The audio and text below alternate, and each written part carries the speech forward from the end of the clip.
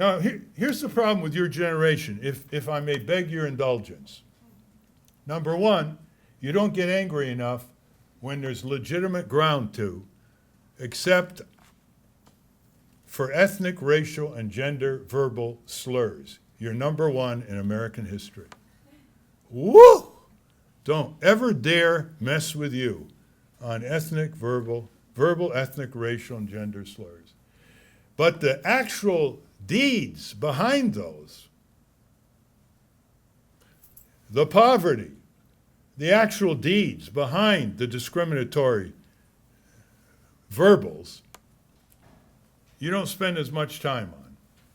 It's very hard to get a rise out of you, which is why I wrote this book, Getting Steam to Overcome Corporatism. Test it. This is your test, and it's not multiple choice, which we urged getting rid of 31 years ago in a pioneering study. This book summarizes 200 corporate outrages that affect your health, safety, and economic well-being, environment, worker place. 200. They come from the Wall Street Journal, New York Times, Washington Post, AP, not from us. And there's an introduction and an aftermath. And basically it is, are you any different 3 hours later than when you started? Because the lesson of history, it doesn't matter what you know in your head about injustice if you don't have fire in your belly. How many of you have heard of Rosa Parks? Okay, you remember she didn't want to go to the rear of the bus in 1955. The bus driver went like this, and she said, I'm just too tired, and she plunked herself down on the front seat.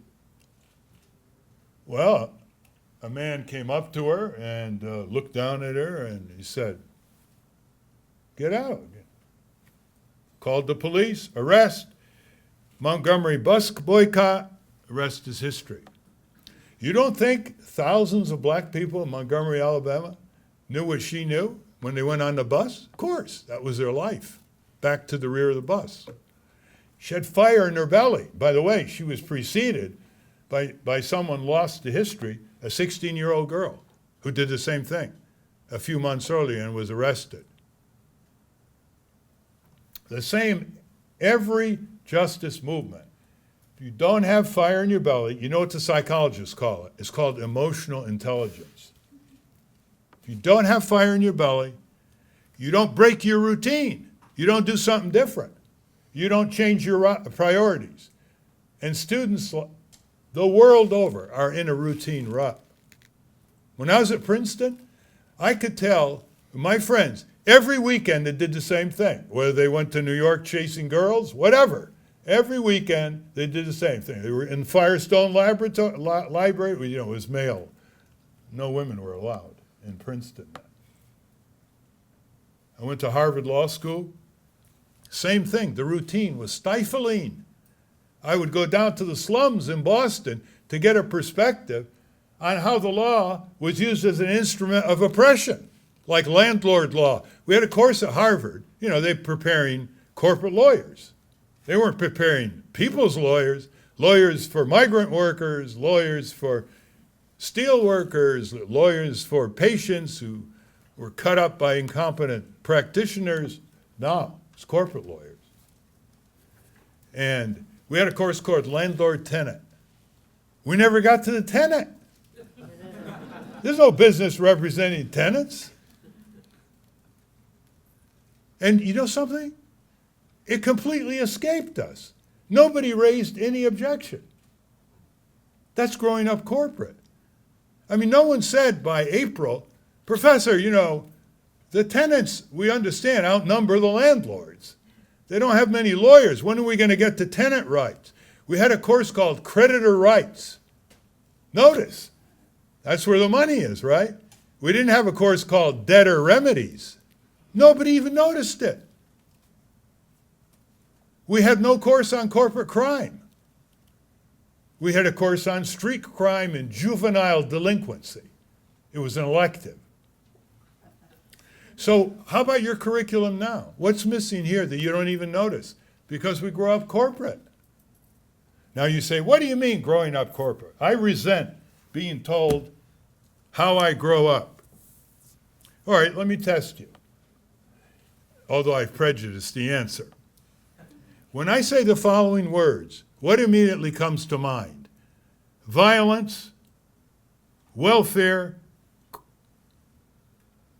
regulation, and crime.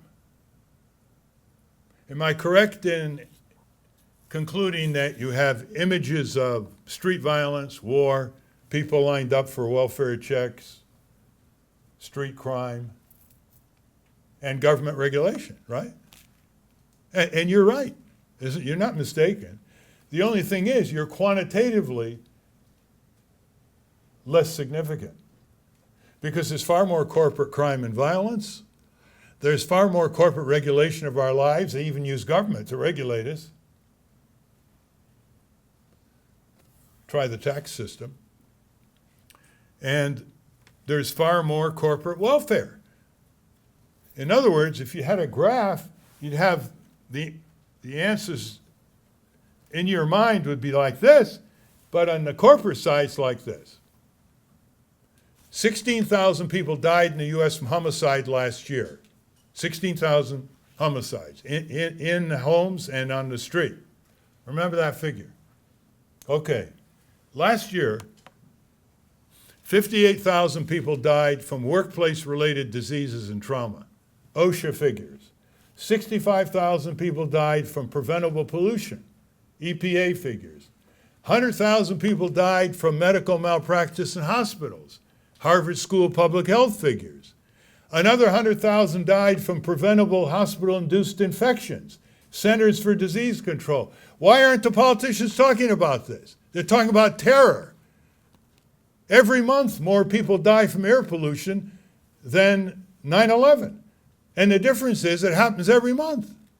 You see how growing up corporate, we remove from our consciousness far more greater sources of preventable violence because we don't want to have to focus on the source, the we being our society, our corporate-dominated society. Here's another little test. What if someone said, jot down everything you own? And so just a little experiment. Okay, you'll play along. So you jot down everything you own, clothes, furniture, car, motorcycle, electronic equipment, smartphone, and the person says, keep going, and you have a pile of paper you own, you have a savings account, keep going, and you're down to paper clips. And you say, I'm done. You say, what do you mean you're done? You're not done. You didn't put down that you're part owner of the commons, the great Commonwealth of America. We own a third of our public lands. A third of America's public lands. We own the public airways over which TV and radio transmit their programs. We own trillions of dollars of government research and development. You think these private corporations built the biotech industry? You think they did the basic research for the containerization industry, for the internet, for the semiconductor industry, for a lot of the pharmaceutical industry? It all comes from National Institutes of Health, NASA, DOD, Department of Defense, your tax dollars. What are you getting in return? Tremendously high drug prices, like AZT and other drugs that were developed, Taxol, that was all developed by government money and given away to the drug companies without any price restraints. So a woman with ovarian cancer will pay, $14,000 for 6 treatments in a letter she wrote me in 2000. She was broke. Bristol Myers Squibb got it free from us. Do you know I went to 3 years at law school? We never talked about the split between ownership and control.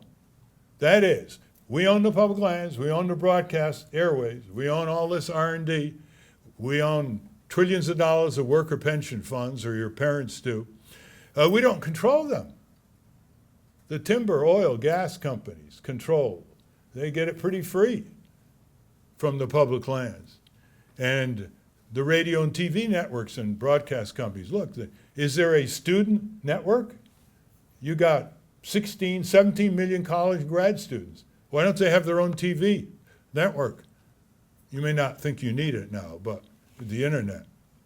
But you should have your own studios, your own radio networks. Should have for decades. But no, we do not control what we own. That's part of growing up corporate. I think one of the most subconscious examples of growing up corporate are all the fine print contracts you sign. Is there anybody here who's never signed a fine print contract? Credit card, debit card, opening a bank account, insurance policy, buying a used car, whatever. They have destroyed freedom of contract.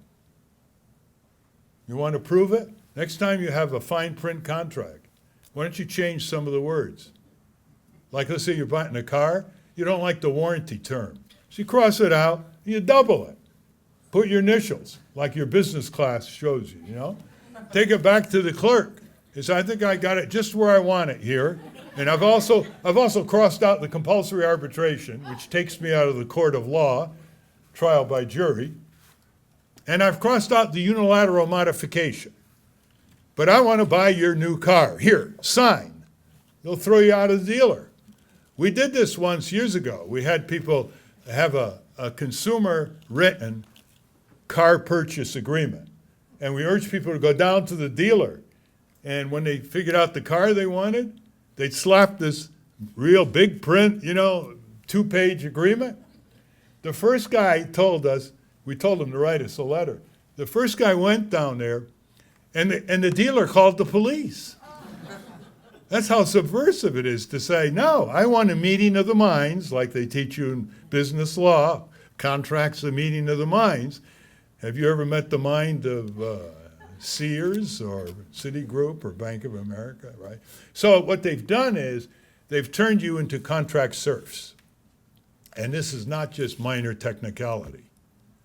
This has huge economic consequences. We have a website called faircontracts.org if you want to see what we're doing in this area. And if you want to see what else we're doing, essential.org is another website. Now, every democracy has to have certain sanctuaries that are not for sale. Government should not be for sale. Elections should not be for sale. Childhood should not be for sale. Universities should not be for sale. But when commercialism overpowers all these civic values, everything is for sale. Because that's what commercialism is. Everything can be bought and sold.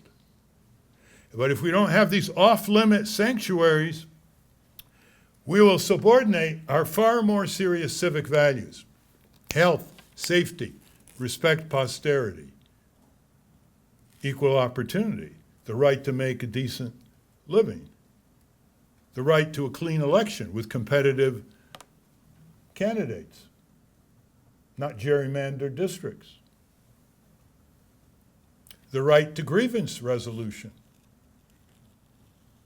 and on and on.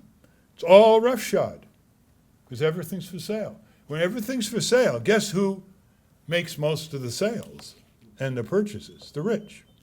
The 1%, occupy Wall Street, the 99%. So look how easy it is for you to get power. Suppose someone said to you, write a 1,000-word essay on how in 1 year you can be 100 times more powerful as a citizen. Holy cow. Where do you start? I mean, if someone said, write an essay on how you can be twice as good tennis player or dancer or working a chemistry lab experiment, you'd know how to do it. Now watch how easy it is to turn this country around. Congress is the pivot. Congress is the most powerful branch of government under the Constitution. They've given it up to the White House, but it's still written in the Constitution. The taxing power, the spending power, the war-making power, the investigative power, the confirmation of nominees power, you name it. And you've studied it. Who's out there in the districts? They got the thing completely gamed. 90% of the seats are slam dunk re-election. They got it all gerrymandered, either slam dunk Republican, slam dunk Democrat. You got a top two situation here that changes it a little bit. Now, do you know what's back home? Back home is 650,000 men, women, children, every congressional district. The insurance agents are organized back home. The banks are organized back home. The auto dealers are organized back home. The NRA is organized back home. But how about the general citizenry? If you look at this book, 17 Solutions, these are long overdue solutions supported by a majority of the people. No big deal. This isn't far out stuff. You want to change the tax system? Okay, folks, vote on this one. Before we tax your labor, we want to tax what society likes the least and dislikes the most, like Wall Street gambling, casino capitalism, derivatives, huge source of revenue, like corporate crime, like pollution, carbon tax, like the addictive products. I mean, it's a rational system of taxation. You want to tax things you like the least or dislike the most before you tax work. How would that play? These are all majoritarian, a lot liberal conservatives on the same side of a lot of these. Reduce the bloated military budget? That's stealing from your present and your future. Do you know if you bring back our soldiers from Western Europe and East Asia, what are they doing there 66 years after World War II? Is that all we have to offer the world? The policemen of the world? We can't be a humanitarian superpower for clean drinking water and anti-infectious disease control and agrarian co-ops, all the things that we can give to these people? No, we're a military superpower.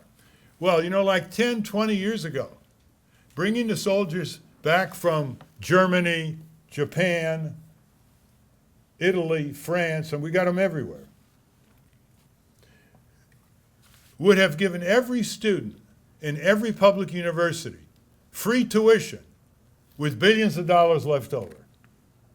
Now you say, free tuition? Why should we have free tuition? You have free high school? How about Western Europe? Look at what they have. They had free tuition till Britain is in a mess now and they're jacking up their tuition. But they had a lot of things, as I mentioned, a lot of things that are free. Free, what does it mean by free? They recycled the tax dollars. They recycled people's tax dollars into a great community return. So that in Western Europe, people were not just paid by their salary or wage. They were paid by what can be called the residual return from the benefits of how their tax dollars were used. And we don't get that. Only in Alaska. Everyone in Alaska gets $1,800 a year from the oil trust fund. So you got a family of four times 1,800, helps pay some bills. Because some far-seeing legislators, back when the oil companies were getting ready, said, look, we're not going to just tax you a little bit and watch you whittle it down with your lobbyists in Juneau. We've got a trust fund which has tens of billions of dollars in it now. And the investment return comes back to the people. So it's a permanent trust fund. Now, let me just suggest something. You have a political science course. I want to show you how easy it is. Because if you don't think it's easy to turn this country around by mobilizing 1% of the people, focusing on the senators and representatives with, say, 10 or 12 directions like this: long overdue, full Medicare, living wage, cracking down on corporate crime, redirecting corporate welfare and bloated military expenses into repairing America, schools, drinking water systems, public transit, community health clinics, all the things that are falling apart, good jobs that can't be exported, and a lot of other things. 1% of the people. Okay, so let's say you have a course in political science and you study Congress. You know how you study Congress. You got a big textbook. You learn how things are on paper. And then you get a little reality of the corruption and campaign finance abuses and things like that. What if you had a course called Congress 101? And every semester, USC students are studying the contemporary activities of your 2 senators and your representative from this district. And as you study them, and as you break them down in bits and pieces for assignments with the students, you are diffusing this information throughout California on a website. So the senators can't make a move without you knowing. You know what fundraisers they go to. You know what they're voting. You know who's got their hooks into them. You know when they're playing hooky and absentee voting. You know how they behave at committee hearings. You know how they handle constituent service. You know how they manage to avoid having a competitor. Just real time. It goes right out. Imagine if universities up and down the state. Do you realize you become the most important people in the lives of those members of Congress? They're terrified of you. And by the way, it's a much more rigorous course. First of all, it'll be much more interesting to you. I mean, some of these political science tests, it's like eating sawdust without butter. I mean, you feel you're becoming significant. Your imagination is being provoked. So who's stopping you? Is it the pedagogy of the plutocracy? Is it the Board of Regents?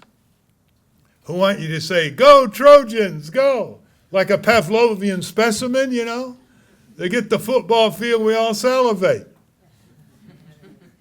Robert Hutchins, when University of Chicago was a major football power back in the 30s, he abolished it when he became president. He says, you want to play football? There's a field down there. Go play football. That's not what we're all about. If I say to you a certain college name, what comes to mind instantly? Ready? Notre Dame. Football. Huh? How about Duke? Basketball, right? You think something else goes on there? Right? Okay. What if we said USC, congressional power? Right? Okay.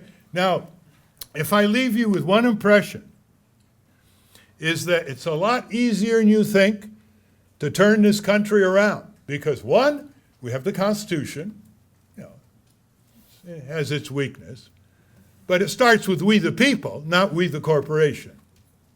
Okay? Corporation doesn't exist as a word. Company does not exist as a word. Political party does not exist as a word in the Constitution. Why are we ruled by them? Whatever happened to we the people? Anyway, we have the Constitution. Second, all kinds of solutions. Transforming our energy over to renewable and energy efficiency, end of fossil fuel combustion, nuclear power, a nightmare in the past. We got all kinds of solutions. Some of them are in pilot projects. Yes Magazine has some good examples, comes out 6 times a year out of Seattle, Yes Magazine. We have all kinds of social solutions. Really now, we can't have a better prison system, one that deals with rehabilitation instead of solitary confinement brutality and cruel and unusual punishment, especially since most of them are in jail now for not homicides. We can't bring these schools alive the way a teacher did in Utah a number of years ago when a little girl in the 5th grade class came and said, I just discovered a waste dump 7 blocks away.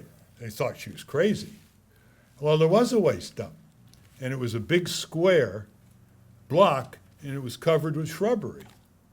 Make a long story short, the teacher organized the 5th graders.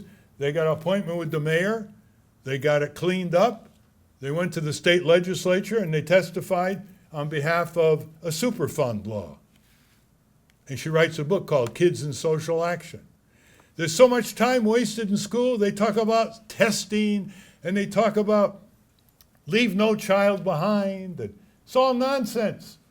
It's just a way to bureaucratically cover the ass of the administrators and the politicians with these stupid multiple choice tests that drain people, drain these youngsters out of any kind of cognitive knowledge. It's like a puzzle. You're better off with assessment tests, like the tests you take. There's no experiential learning. They've closed down the shops like we used to have in high school. You learned manual trades, gone. Physical education, gone. Obesity in, overweight in.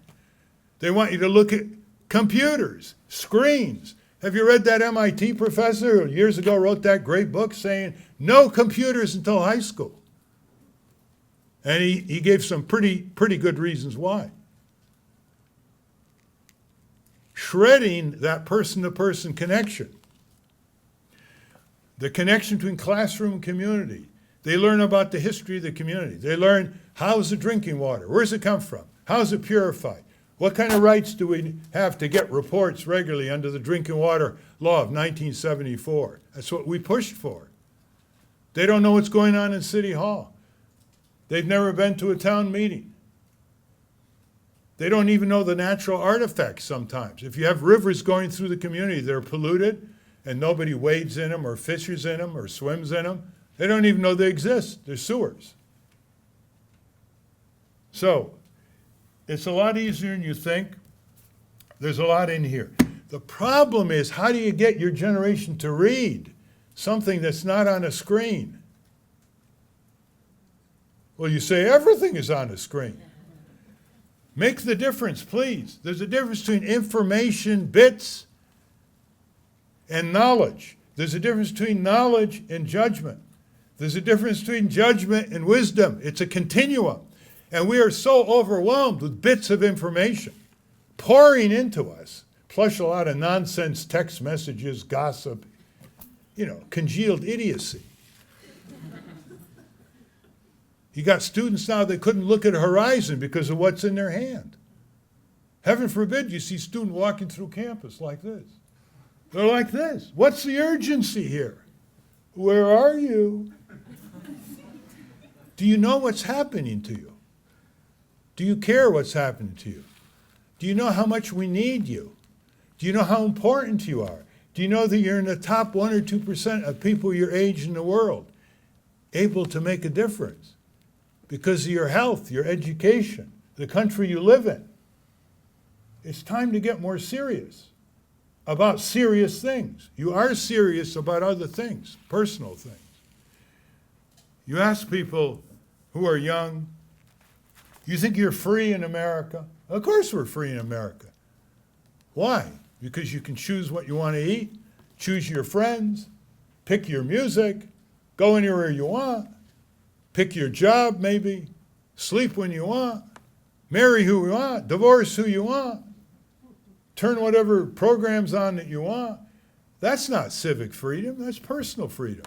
There's personal freedom in dictatorships, not as much as here, but they can go hunting, they can go fishing, they can download music, they can decide what they want to eat if they can afford it.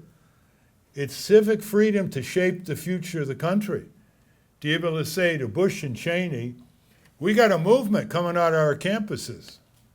Busters, you're not going to lie ourselves into Iraq. That's what Ron Paul said. Bush and Cheney lied us into Iraq. It's incontrovertible. I won't go through the lies other than so-called weapons of mass destruction, which didn't exist.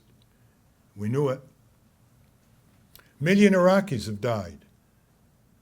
The side has been broken apart, sectarian killings.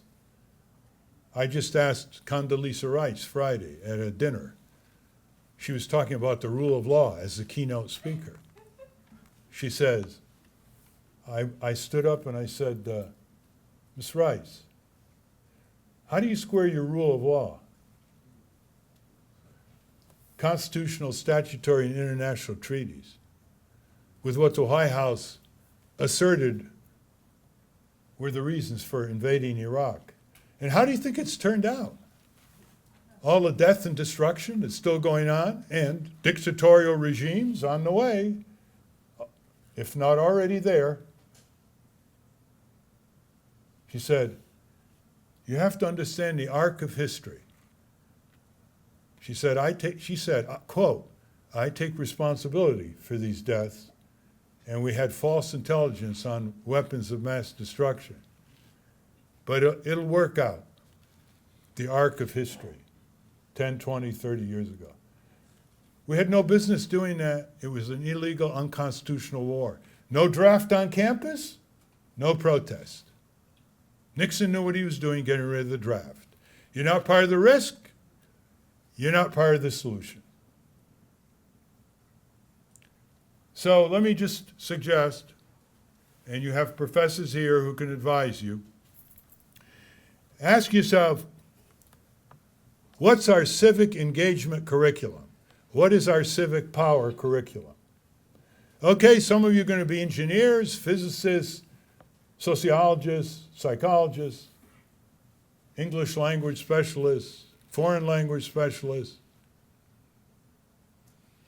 But all of you need a civic curriculum. Otherwise, you'll have difficulty answering the question, knowledge for what? Beyond your own specialty. Knowledge for what? We started years ago the public interest research groups. CalPERG, it's not here, right? Why isn't it? It's in Santa Cruz, Santa Barbara, Berkeley. Why not here? Why shouldn't you have your own civic power group where you hire your own lawyers and organizers and lobbyists so that you can do something about things that you think are wrong here in California? You have the initiative referendum recall. I don't have that in Connecticut. You can be your own legislature. You want to do something about tuition at community colleges in the Cal State system? You're not in that system. You can do something that through initiative. Always ask yourself, how can we become more powerful in a more functioning democracy in ways nobody can stop us before the opposition starts? How do you get to second base before anybody tries to stop you? And that's what's important. Let me just end. I'll end. Heaven forbid. Questions after this. Yeah, I know. Heaven forbid that we have 6-hour sessions, like some baseball games and football games. All right, so let's start with the questions. But I want to leave you with one question, one sensitivity. When you're 65 and 70 and 75, and you look back on your life, what do you want to be remembered for? And you answer that question now, you'll start breaking new pathways for your energies and your intellect. If you wait until you're 65, 70, it's a question of regret. It's not a question of projection. And now is the time when you want to start answering that question. When you're as free as you're ever going to be, the boss is not on your back, as it will be shortly, either as a big company or a consultant. And you're able to ask the impertinent questions, and you're able to refine your idealism with rigorous senses of justice and injustice. So make the most of it. Thank you very much.